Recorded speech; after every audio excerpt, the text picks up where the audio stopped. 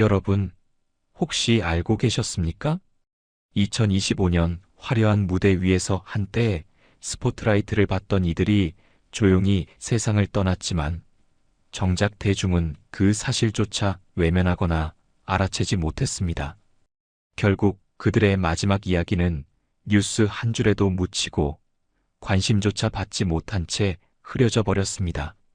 오늘은 2025년 죽음조차 화제가 되지 못한 아이러니한 연예인 TOP15를 짚어보려 합니다. 한때는 박수와 환호를 받던 그들의 이름이 세상에선 이렇게 잊히고 있다는 사실이 더 씁쓸하지요. 끝까지 시청해 주시고 뒤늦게라도 떠오르는 기억이나 생각이 있다면 댓글로 남겨보시죠. 15위 배우 이윤희. 2025년 새해가 시작되자마자 대중에게 날아든 첫 비보는 배우 이윤희 씨의 별세 소식이었습니다. 향년 64세, 아직 이르다는 말을 붙이기에도 어중간한 나이에 아무런 전조 없이 세상을 떠나며 모두를 혼란스럽게 만들었습니다. 소속사 범 엔터테인먼트는 1월 11일 급히 부고를 전했는데요. 평소 지병 하나 없던 사람이 하루아침에 세상을 떠났으니 급사라는 표현 말고는 설명조차 할 수 없었던 셈입니다. 사인은 아직도 공개되지 않았고 결국 안타까움이라는 말만 반복되며 남았습니다. 이윤희 씨는 부산에서 태어나 동의대 영어 영문학과를 졸업한 뒤 연극 무대에서 연기를 시작했습니다. 1985년 연극 국물 있사옵니다로 데뷔한 이후 영화와 드라마 속에서 늘 있어야 제맛인 감초 같은 배역을 맡으며 조연의 달인이라는 별명을 얻었습니다. 대표작으로는 왕의 남자에서의 짧지만 강렬한 출연이 있고 영화에서는 강장로 역으로 뚜렷한 인상을 남겼습니다. 최근에도 세작 매혹된 자들에서 김재남 역을 맡았고 살인자의 쇼핑 목록, 크레이지 러브 등에서 존재감을 이어가며 은퇴 따위는 생각조차 없는 듯 활발히 활동했습니다. 아이러니하게도 그는 생애 마지막 순간까지 현역 배우였습니다. 끝내 그가 남긴 마지막 작품은 죽음 이후에야 인생 후반부의 유작으로 포장되고 있습니다. 후배들에게는 모범이라 불렸지만 정작 대중은 그의 죽음을 이렇게 허망하게 소비하고 있죠. 장례는 울산병원 장례식장 VIP실에서 치러졌고 1월 13일 발인이 엄수되었습니다. 울산 하늘공원에 묻히며 남겨진 가족들 배우자와 아들, 딸의 존재가 알려지자 안타까움은 단순한 비극을 넘어 현실적인 슬픔으로 확장되었습니다. 14위 가수 한명숙. 1935년 평안남도 진남포에서 태어난 그는 월남 이후 미군 무대에서 노래를 부르며 생계를 이어갔습니다. 그러다 1960년대 작곡가 손석구를 만나면서 비로소 가요계 입성이라는 이름표를 달게 되었죠. 1961년 발표된 노란 샤스의 사나이는 당시 가요계를 송두리째 흔들었습니다. 그전까지 구슬프고 늘어지는 트로트만 판을 치던 음악계에 재즈와 팝을 끌어들여 신선하다는 말이 절로 붙는 변화를 만들어냈습니다. 이 곡 하나로 한국 대중가요의 흐름을 갈아엎은 셈이었습니다. 게다가 인기는 한국을 넘어 일본, 홍콩 등 아시아 전역으로 번졌고 1963년에는 프랑스 샹송 가수 이브 몽탕이 내한 공연에서 굳이 한국어로 이 노래를 불러 외국인도 아는 명곡이라는 타이틀을 달아주기도 했습니다. 심지어 2018 평창 동계올림픽 개회식 입장곡으로 다시 쓰이며 반세기가 지나도 살아남는 드문 사례로 꼽혔습니다. 그는 이후에도 우리 마을에 눈이 내리네, 센티멘탈 기타 등 수많은 노래를 내놓으며 300곡이 넘는 방대한 활동을 자랑했습니다. 꾸준함도 재능이라는 말을 몸소 증명한 셈이었죠. 2000년 국민문화훈장, 2003년 KBS 가요대상 공로상까지 받으며 대중음악사의 주인공 자리에 올랐습니다. 물론 1980년대 이후 한동안 활동을 중단하며 잊혀진 가수로 남을 뻔했지만 2013년 다시 무대에 복귀해 신곡까지 내며 존재감을 확인했습니다.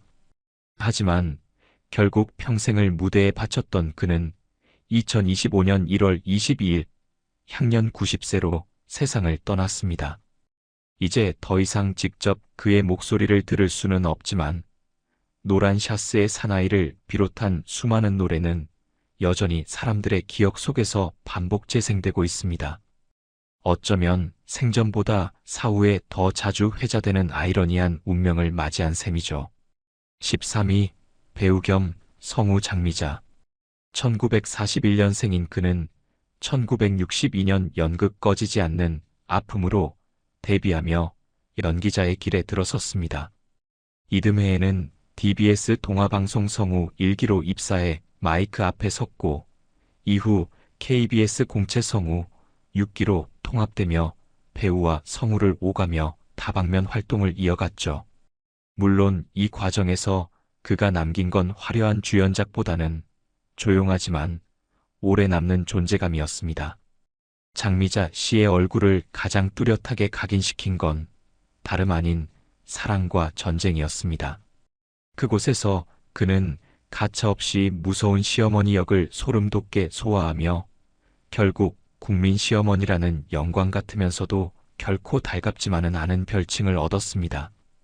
드라마 체인, 소략국집 아들들, 사랑을 믿어요 등에도 출연했지만 시청자들의 기억 속에 남은 이미지는 여전히 잔소리 폭격기 시어머니였죠.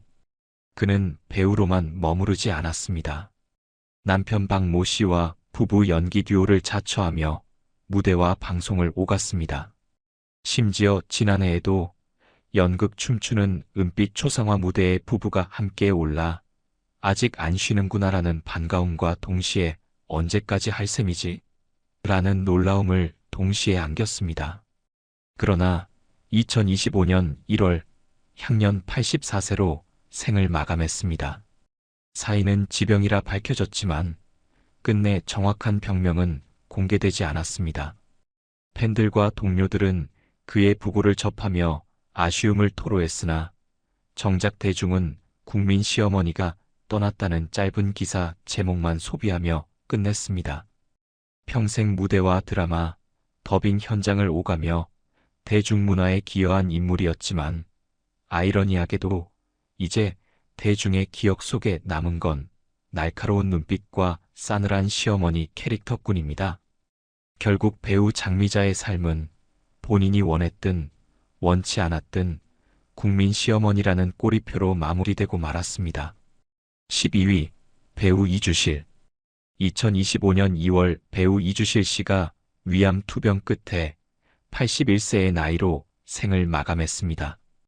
의정부의 가족집에서 눈을 감은 뒤 병원으로 이송되어 심폐소생술까지 받았으나 결국 끝내 살아 돌아오지는 못했습니다. 사실 그는 이미 30여 년 전 유방암 3기 말 판정을 받으며 1년 시한부 선고를 받았던 적이 있습니다. 그러나 기적처럼 13년 넘게 병마와 맞서 싸운 끝에 완치 판정을 받아내며 2023년 한 방송에서 아이들이 있었기에 버틸 수 있었다고 말해 희망의 상징처럼 회자되기도 했습니다. 하지만 안타깝게도 완치라는 단어는 잠시 붙은 꼬리표일 뿐이었고 2024년 다시 찾아온 위암 앞에서는 결국 무릎을 꿇고 말았습니다.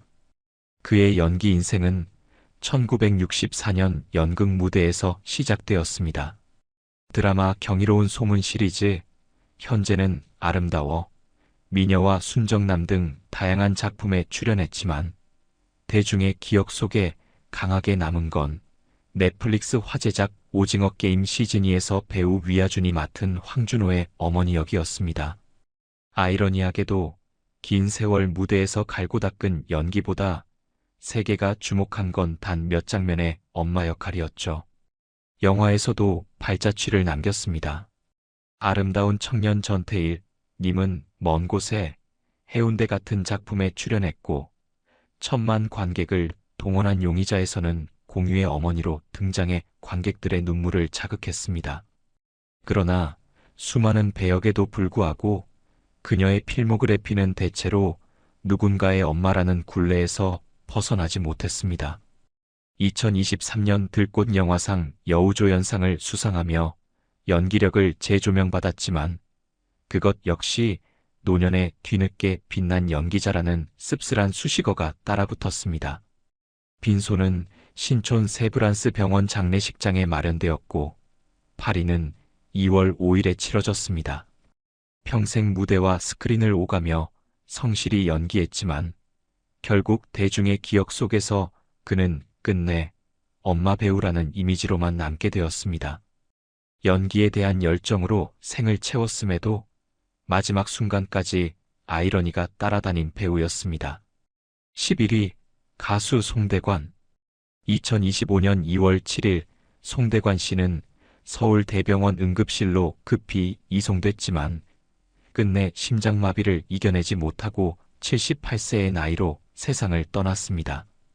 평소 심장질환으로 수차례 수술까지 받았으나 결국 무대에서 쌓아 올린 세월의 열정조차 병마 앞에서는 소용이 없었던 셈입니다. 그의 이름은 1967년 인정 많은 아저씨로 데뷔하며 처음 알려졌습니다. 하지만 대중의 뇌리에 박힌 건 1975년 전국적인 히트를 기록한 노래였고 이후 차표 한 장, 정 때문에, 고향이 남쪽이래요 등 숱한 히트곡으로 한국 트로트의 역사에서 빼놓을 수 없는 자리를 차지했습니다. 트로트 황금기의 한복판에서 그는 분명 상징적인 존재였습니다. 19만 7080년대 힘겨운 시절 그의 노래는 위로이자 탈출구였습니다. 그러나 동시에 세련된과는 거리가 먼 촌스럽지만 친근한 멜로디로 한국 대중가요의 한 축을 형성했습니다. 후배 가수들에게 길을 열어줬다는 평가를 받지만 사실상 그 길은 트로트만의 좁은 길이기도 했습니다. 물론 그의 갑작스러운 별세 소식은 팬들과 동료들에게 충격으로 다가왔습니다. 하지만 냉정히 말해 송대관이라는 이름은 이미 한동안 방송과 무대에서 찾아보기 힘든 추억 속 아이콘으로 남아있었던 것도 사실입니다. 그럼에도 불구하고 그는 대한민국 트로트의 부흥을 이끌어낸 인물로 기록될 것입니다.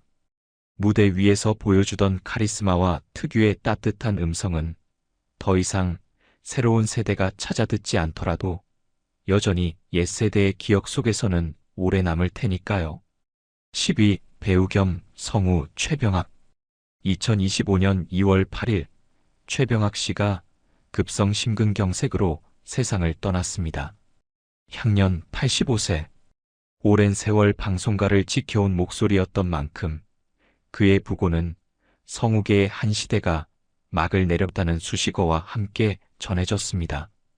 1940년 경북 예천에서 태어난 그는 청북예술학교 한국방송학과연 EBS에서 활동을 시작했습니다.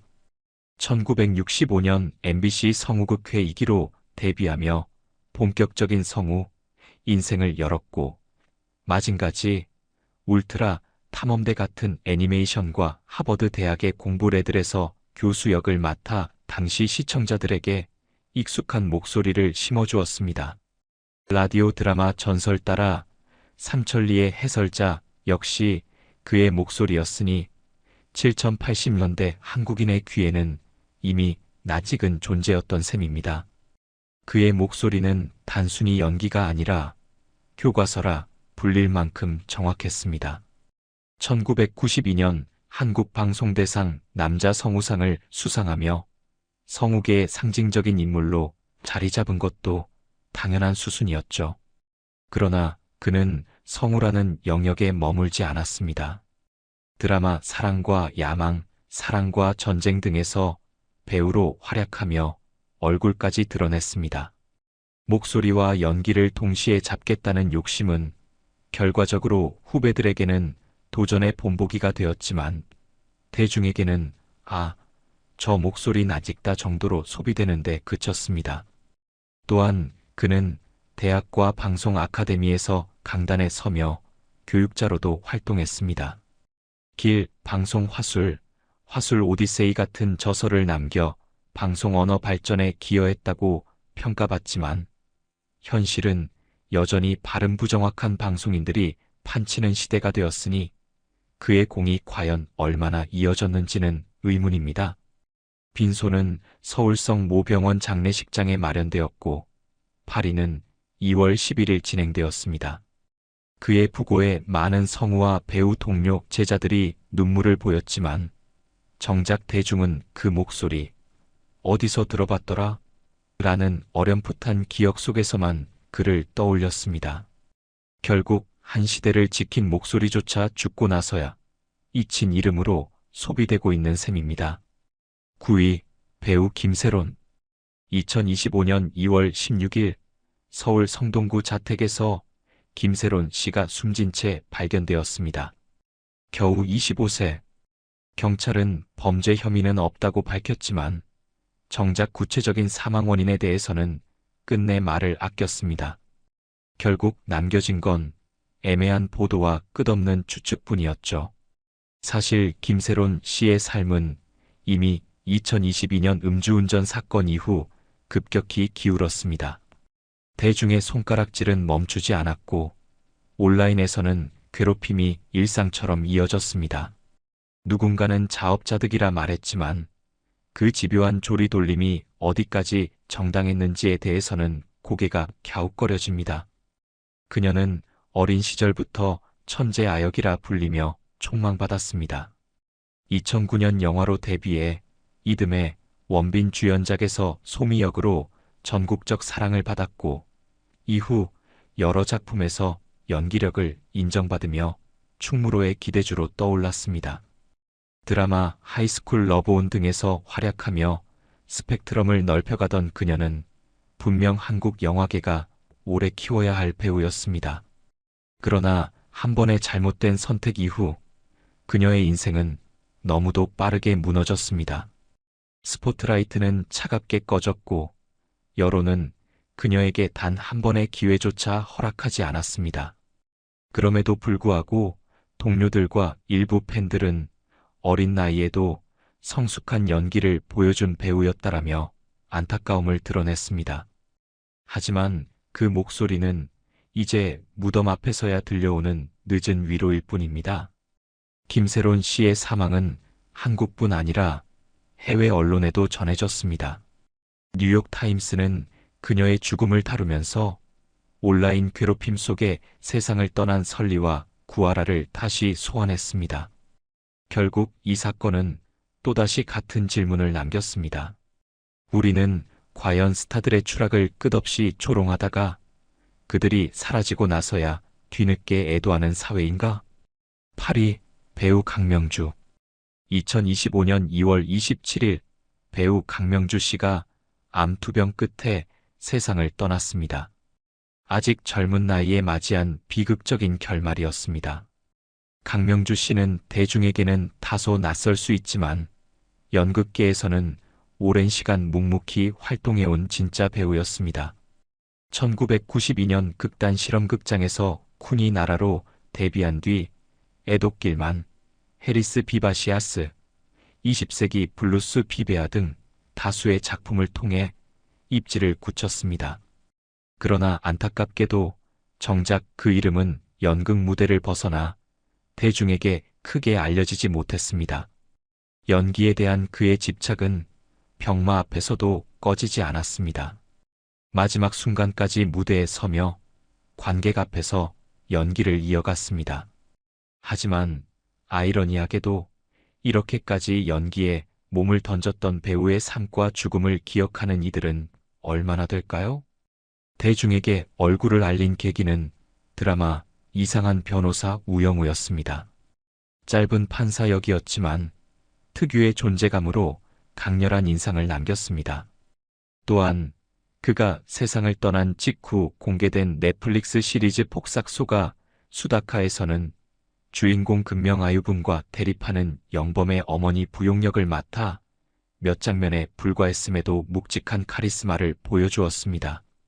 정작 살아있을 때보다 죽고 난 뒤에야 작품이 재조명된다는 사실이 씁쓸할 뿐입니다. 딸이자 배우인 박세영 씨는 SNS에 엄마께서 먼 길을 떠나셨다. 엄마가 사랑했던 무대와 빛났던 순간들을 함께 기억해 주시면 감사하겠다라는 글을 남겼습니다.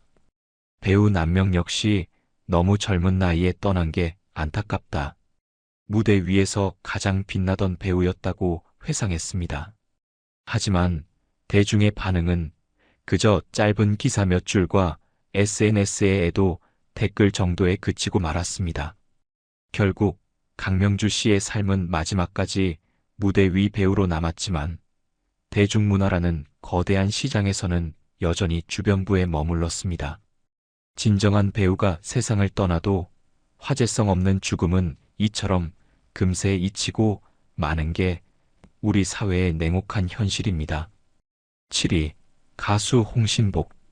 2025년 2월 6일 가수 홍신복 씨가 신장염으로 인한 합병증 끝에 세상을 떠났습니다. 향년 72세. 오랜 투병 끝의 마지막이었지만 정작 그의 부고는 대중에게 크게 회자되지 못했습니다.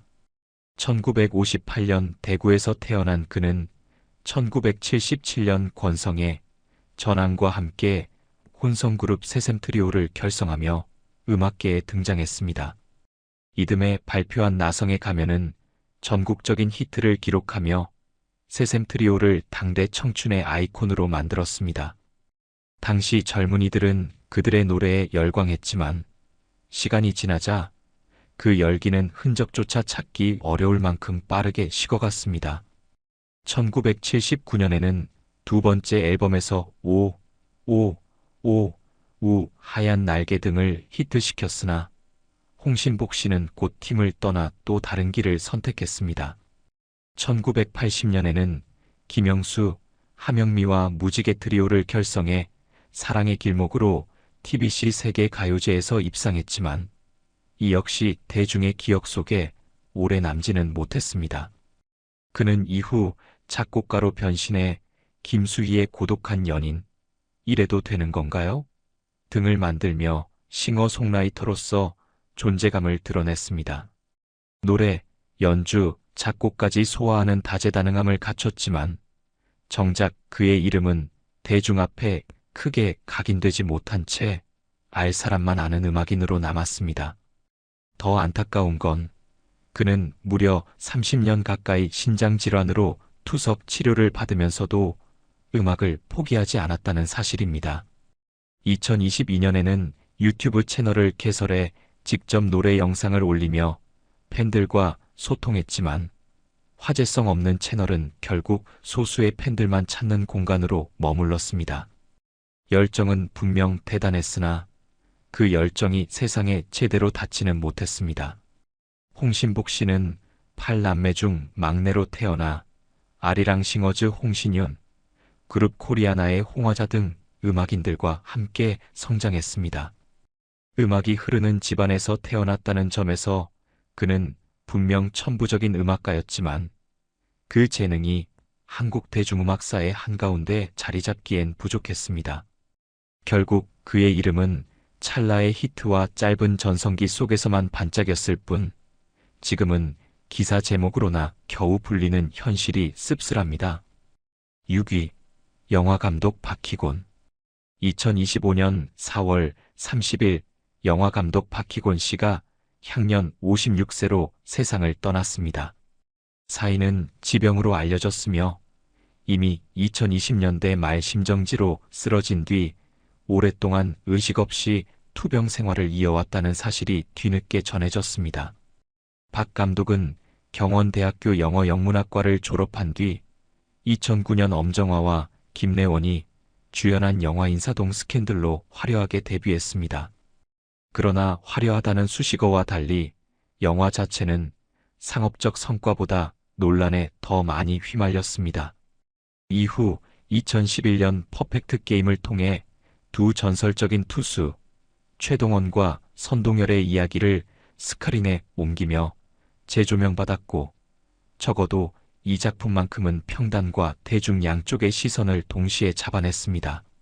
하지만 이후 행보는 들쭉날쭉 빛과 그림자가 명확했습니다. 2017년 조승우 주연의 사극 자본기를 선보이며 장르적 스펙트럼을 넓혔지만 정작 대중의 기억 속에 오래 남은 작품은 많지 않습니다. 결국 박 감독의 이름을 확실히 각인시킨 작품은 손에 꼽을 정도라는 점에서 한국 영화계에서 그의 위치는 묘하게 공허합니다. 그의 마지막 연출작은 2023년 개봉한 스릴러 영화였습니다. 배우 신내선이 주연을 맡은 이 작품은 박 감독 특유의 긴장감 넘치는 연출이 살아있었고 동시대 사회 문제를 날카롭게 다뤘다는 평가도 받았습니다. 그러나 개봉 당시 흥행과 화제성은 미비해 아이러니하게도 사후에야 마지막 작품이라는 이유로 다시 거론되는 처지가 되었습니다. 빈소는 경기 고양시 명지병원 장례식장에 마련됐고 파리는 5월 2일 새벽에 치러졌습니다. 형제와 누나가 남은 유족으로 알려졌으며 일부 영화 관계자들과 배우들이 그의 마지막 길을 배웅했습니다. 하지만 생전에 비해 사후의 존재감이 더 크게 다뤄지는 모습은 어쩌면 한국 영화계의 잔혹한 현실을 그대로 보여주는 장면일지도 모릅니다. 5위 방송인 이상용.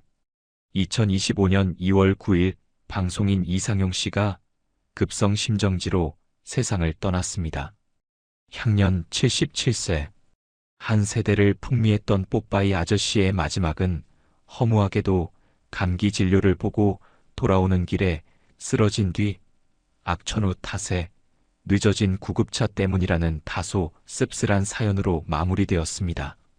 결국 서울 성모병원으로 이송됐지만 끝내 회복하지 못했습니다. 이상용 씨는 1971년 CBS 기독교 방송에서 마이크를 잡으며 방송계에 발을 들였습니다. 이후 1975년 KBS 어린이 프로그램 모이자 노래하자를 진행하면서 튼튼한 체격과 오버스러운 진행 덕분에 뽀빠이 아저씨라는 별명을 얻었고 1989년부터는 MBC 우정의 무대 진행자로 군인들의 영웅이자 안방극장의 단골 얼굴로 자리 잡았습니다. 그는 KBS 6시 내 고향 등 다양한 프로그램을 진행하며 국민 MC라는